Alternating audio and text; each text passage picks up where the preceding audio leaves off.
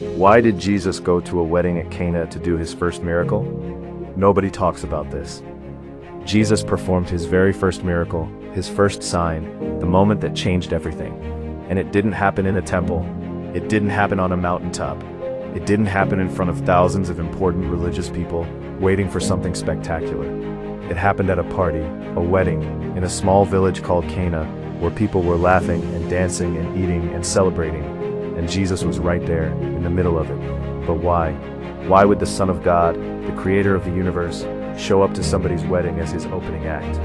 Here's the first thing nobody tells you. Jesus was invited, he didn't crash the party. Someone in that family knew Mary. Mary's son came along, and Jesus said yes to a party invitation. The Son of God said yes to a party. He didn't send a religious representative, he didn't stay home and pray.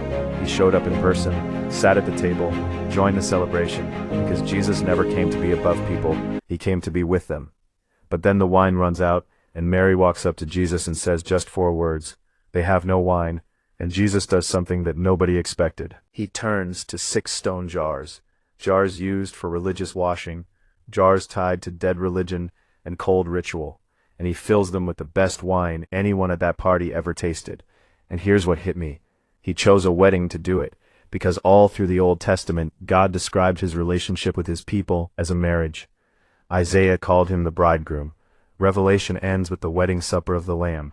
The whole Bible is a love story, God pursuing humanity, and Jesus chose a wedding, his very first miracle, to announce that the bridegroom had finally arrived.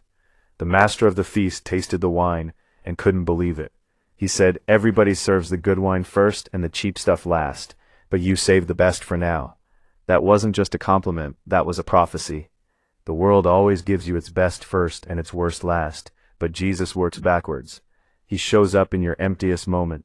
He looks at your dead religion, your exhausted effort, your running on empty life, and he produces something better than anything you had before.